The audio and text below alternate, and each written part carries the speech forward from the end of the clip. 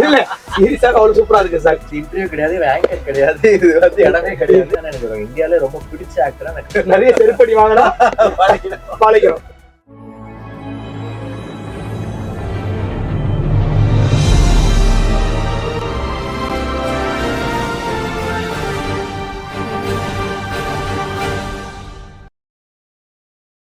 எல்லாருக்கும் வணக்கம். எல்லாம் என்ன யோசிக்கிறீங்க தெரியுது. ஜிவி சார் மாதிரி பக்கத்துல உட்கார வச்சுட்டு நீ எதுக்குதான் இங்க உட்காந்துருக்க, ஆங்கர் எங்க கேக்குறீங்க. இது அந்த மாதிரி ஷோலாம் கிடையாது. எப்படி இருக்கீங்க, நல்லா இருக்கீங்களா சார், அவங்க பர்சனல் லைஃப் எப்படி இருக்கு, இந்த மாதிரிலாம் கேட்க போறது கிடையாது. முழுக்க முழுக்க நீங்க இப்ப பாக்குற எல்லாருமே இங்க உட்காந்து எப்படி கேட்பாங்களோ அதாவது சார்கிட்ட நான் கேட்க ஒரு விஷயம் தான். இந்த படத்துல நடிச்ச டிஜே மாரிமுத்தா உங்களோட ஃப்ரெண்டாவும், அப்புறம் எல்லாருக்கும் 6 கோடி பல கோடி இருக்க ஃபேனாவும் சில கொஸ்டின்ஸ் எல்லாம் கேட்க போறேன் சார். நீங்களும் ரொம்ப ஃபார்மெட்டா ஜாலியா ஆன்சர் பண்ண போதும் சார். அவ்வளவுதான். ஸோ நான் கேட்கிற ஃபர்ஸ்ட் விஷயம் தான் சார், இந்த ஸ்கிரிப்டை செலக்ட் பண்ண காரணம் என்ன? Happy Raj. First of all என்னன்னா, எனக்கு நிறைய புது டேலண்டோட வேலை செய்யணும்னு ஆசை. அவன் ஏஜ் ஃபேக்டர் ரொம்ப சின்ன பையன் and he has a life, அவனோட லைஃப்ல இருந்து ஒன்று பண்ணி எடுத்துட்டு வந்திருக்கான். அது ரொம்ப புதுசா இருந்துச்சு. ஸோ எனக்கு என்னன்னா, ஒரு ரெகுலரா இப்போ ஒரு ஒரு என்ன சொல்ற, ஒரு சின்ன பையன் அவன் பண்ணிட்டு வர ஸ்கிரிப்ட் பார்த்தீங்கன்னா, அவனுக்கு இன்னைக்கு இருக்கிற லைஃப்ல அவன் என்னெல்லாம் ரிலேட்டபிளா இருக்கோ அவன் லைஃப்பை வந்து அவன் எடுத்துட்டு வந்திருக்கான். இப்போதே கனெக்டடா புது பசங்களோட அதோடைய பெர்ஸ்பெக்டிவ் எனக்கு ரொம்ப புதுசா இருந்துச்சு. அவனுடைய பாயிண்ட் ஆஃப் வியூ, அவன் லைஃப்பை பாக்குற விதம், அவன் ஃப்ரெண்ட்ஸ், அவனுடைய லைஃப். ஸோ இதை அவன் வந்து எனக்கு சொல்லும் போது ஓகே, ஒரு ஜென்சி ஃபிலிமா நம்ம பண்ணலாம். இது ஒரு விஷயம். ரெண்டாவது, வெறும் ஃபன் படம் இது கிடையாது. இது வந்து ஒரு ஸ்ட்ராங்கான ஒரு ஃபாதர் சன் ஃபிலிம். ஸோ அந்த ஜானரா நான் பெருசா படம் பண்ணல. சிவப்பு மஞ்சள் பச்சையில அக்கா தம்பி பண்ணேன். பட் அப்பா பையன் நான் பெருசா அப்படி ஒரு ஜானர் கூட நான் படமே பண்ணல. ஸோ அது வந்து எனக்கு ரொம்ப பிடிச்சிருந்தது. இதெல்லாம் எனக்கு செட் ஆனதுனால இப்ப இது வந்து ஒரு ஜென்ரலா கேக்குறதா, இந்த படம் நான் பண்ணிருக்க வேண்டியதுதான், ஜஸ்ட் மிஸ் பண்ணிட்டேன். அப்படி ஏதாவது நீங்க படம் பண்ணி, அதாவது நீங்க படம் பண்ணிருக்க வேண்டிய டேட்லாம் இது பண்ணி டேட் இஷ்யூலையோ இல்ல ஷூட் இஷ்யூலையோ ஏதாவது ஒரு படம் இருக்கா? மிஸ் ஆயிருக்கு. ஆனா அதுக்கு காரணம் வந்து எனக்கு கதை பிடிக்காம இருக்காது. டேட்டாலேயோ இல்ல ப்ரொடியூசராலேயோ ஆயிருக்கும். இப்போ மரகதனாலே எனக்கு வந்துச்சு. ஓகே ஓகே, அது வந்து இமீடியட் டேட் கேட்டாங்க. அப்ப என்னால இமீடியட் டேட் இல்லை. அது மாதிரி கோமாளி எனக்கு வந்துச்சு. எனக்கு ரொம்ப பிடிச்சிருந்தது. பட் ப்ரொடியூசர் வந்து they wanted a bigger hero அந்த டைம்ல. ஸோ அந்த மாதிரி ஃபிலிம். ஸோ கோமாளி உங்களுக்கு வந்துச்சு, மரகதனானே. ஆமா, தசரால வந்து அந்த இந்த கேரக்டர் எனக்கு வந்துச்சு. அந்த ஃபர்ஸ்ட் அதோடைய அந்த இன்னொரு ஆர்டிஸ்ட். இதெல்லாம் வந்து எனக்கு கதை பிடிக்காம இல்லை, எனக்கு கதை பிடிச்சு நான் பண்ண ரெடி ஆயிட்டேன்.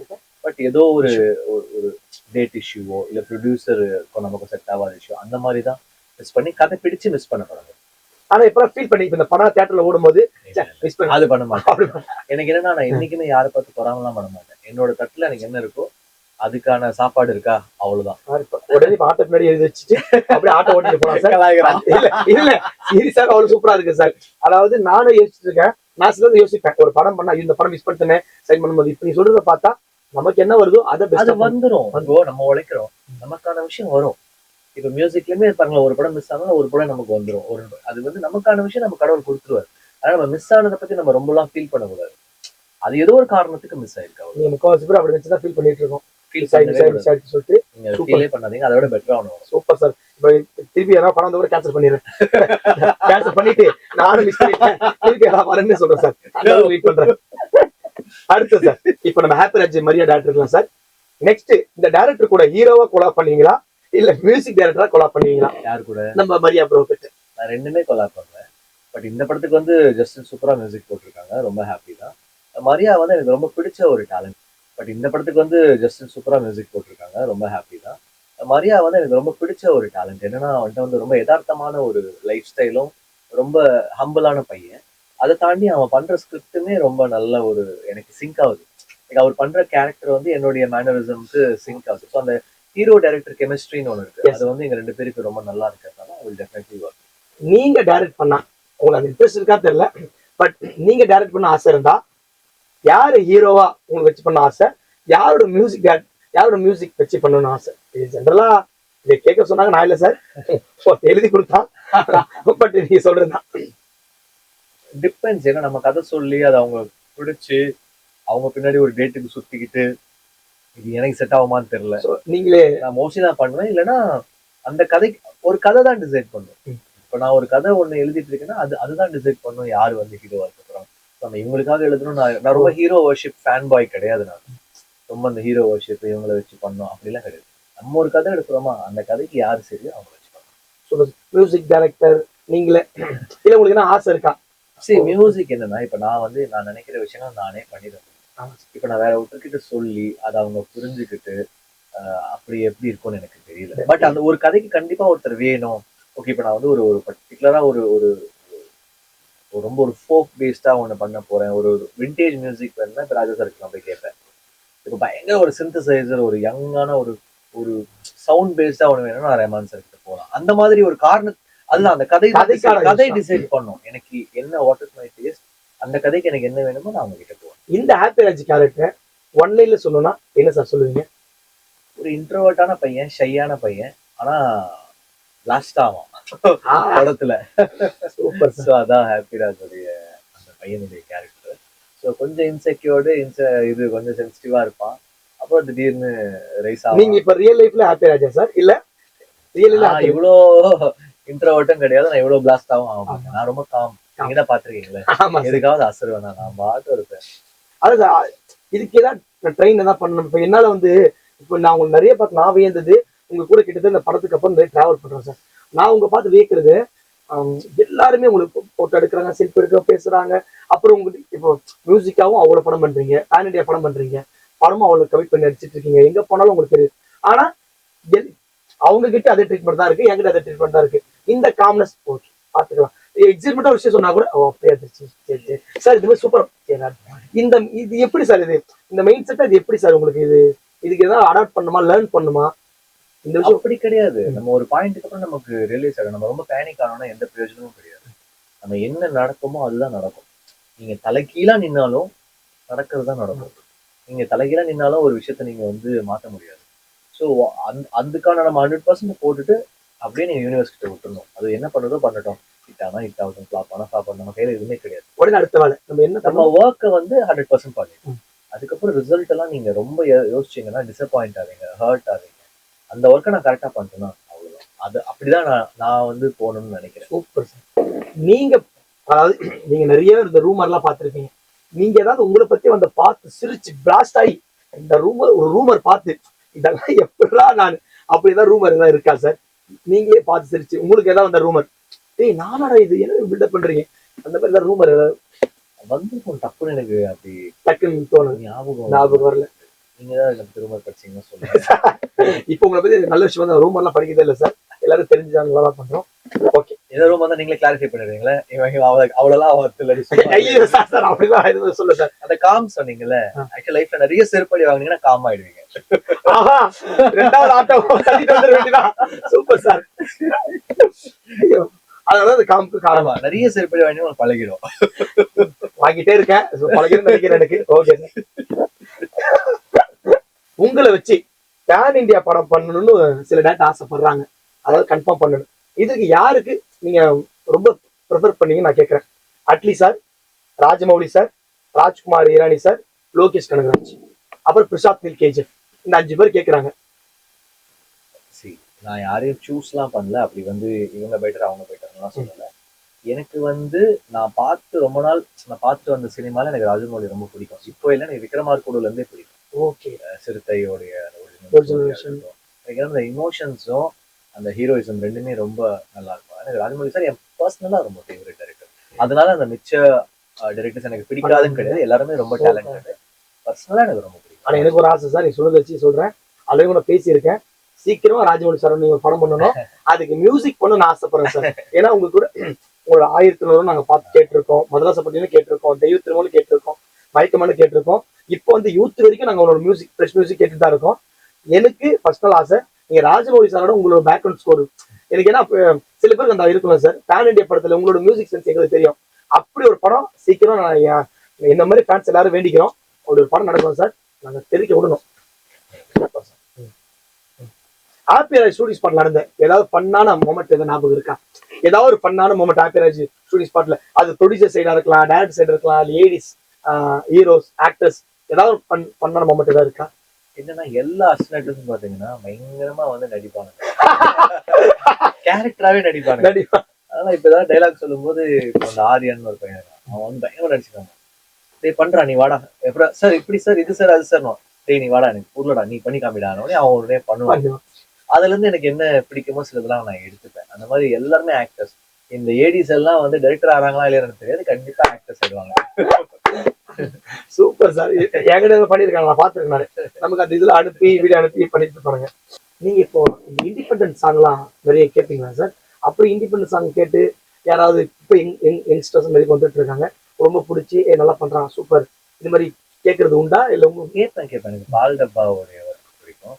அதுக்கப்புறம் எனக்கு அந்த அசல் கோளாறுடைய அந்த நான் தான் அந்த பையன் அந்த யாரு song பிடிக்கும். நல்லா இருக்கும். சூப்பர். அப்ப இண்டிபெண்டன்ட் மியூசிக்கா நிறைய கேட்டு இருக்கு. சூப்பர். உங்களுக்கு ஆன் ஸ்கிரீன்ல எந்த ஹீரோயின் யார் ரொம்ப பிடிக்கும் நீங்க நடிச்ச ஹீரோயின்?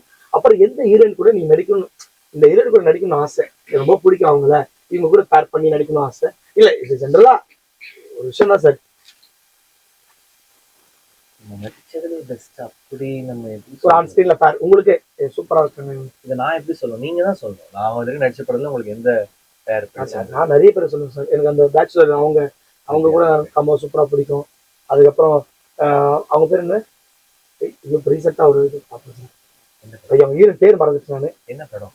அதுதான் சார் டக்குன்னு வர மாட்டேது. ஐயோ படமும் தெரியல, ஹீரோயினும் தெரியல. சார், ஹீரோ தெரியுது சார், இந்த படம் அது சரி, ஏன் படம்? அது என்ன உங்க படம்? படம் தான் சார் இது. என்ன படம்? ஐயோ பேச்சுலருக்கு அப்புறம் வந்துச்சு சார். கல்வனா? கல்வன் இல்ல, கல்வன். அடியேவா? ஆ ஐயோ, அவங்க நான் சண்டையை கொண்டாடி இருக்கேன். வரல. ஆனா அந்த டீசர் பார்த்து இமார்ச்சல். இப்ப கைடு அந்த கயாடு ஓட ரொம்ப நல்லா இருக்கும்.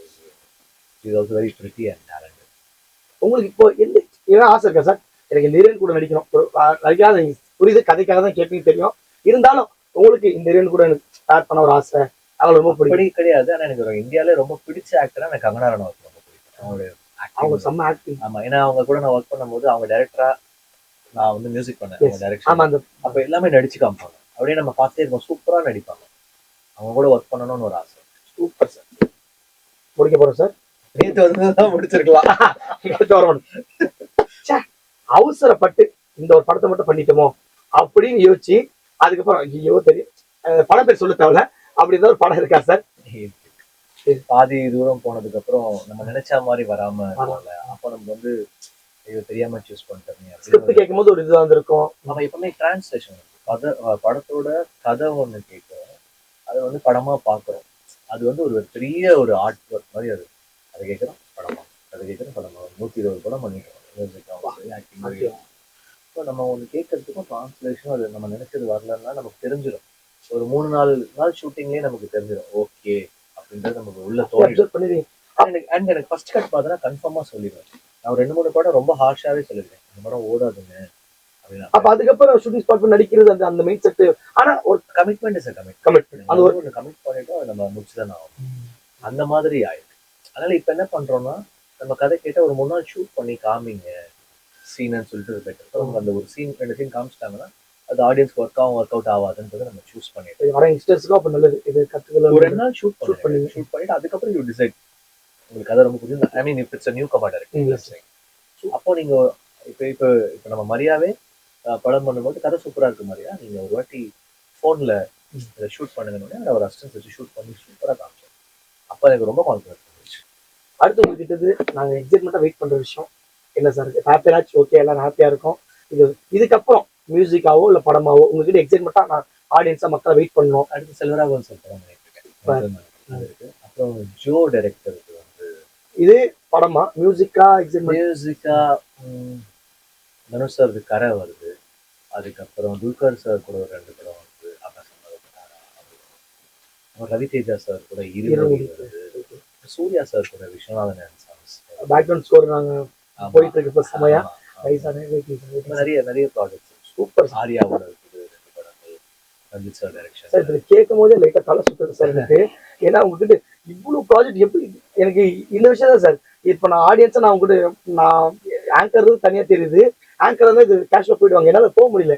இவ்வளவு கமிட் பண்ணிட்டு இவ்வளவு மியூசிக் பண்றீங்க, இவ்வளவு படம் பண்றீங்க. அன்னைக்கு நான் உங்ககிட்ட ஏர்போர்ட்ல வரும்போது உங்ககிட்ட பேசும்போது நான் என்ன வியந்து பாக்குறேன்னா இவ்வளவு பண்ணிட்டு ஆனா சில்லாவே இருக்கீங்க. அது இது எப்படிதான் சார் பேலன்ஸ் பண்றீங்க? நிறைய செருப்படி வாங்கினா பழகிறோம்.